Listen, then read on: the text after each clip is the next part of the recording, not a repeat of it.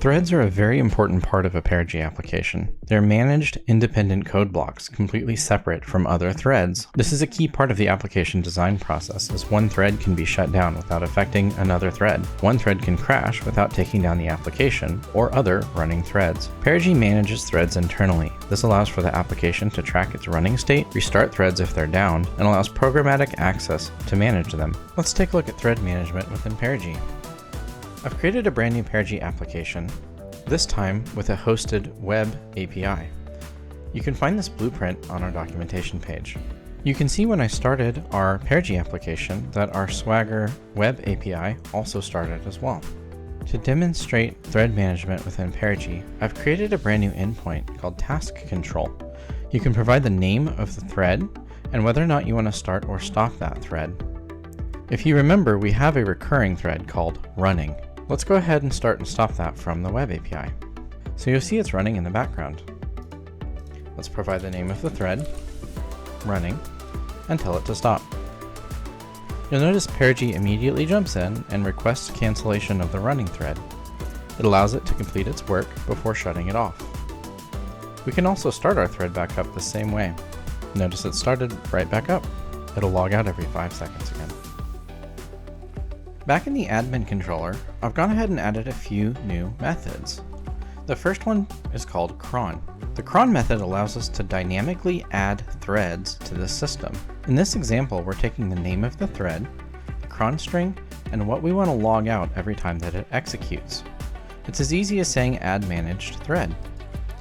This is the same thing that's happening over here when we say add recurring. It's just adding a recurring thread to the system.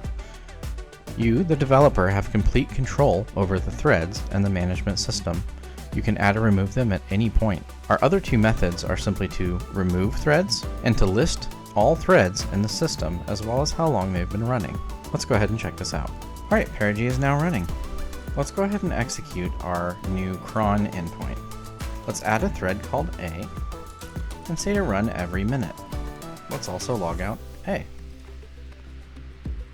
You'll see it added a new thread to the system. It says we'll run a cron thread named A every minute. If we look at the log, you'll also notice it says task starting A. That's because the thread has been added to the task management system. You can see that it logged out result A just as we expected.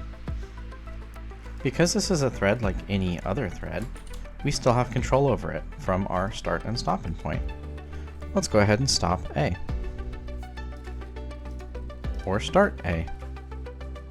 Let's go execute the list endpoint to see what threads we have. You can see in this result we have the running thread that's been running for 1 minute and 17 seconds, and the A thread that we just restarted 6 seconds ago. Back in our main program file, let's add a new thread. This thread is a special thread as it will watch the run times of every other thread and restart them if they've been running longer than a certain period of time. We'll call this thread janitor. Notice it uses the SDK to get the threads, and it's going to look at those threads for any thread that's been running longer than 30 seconds, and it will restart those threads.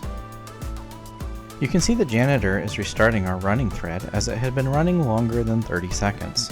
This is just one example in many examples of how powerful the thread management system is.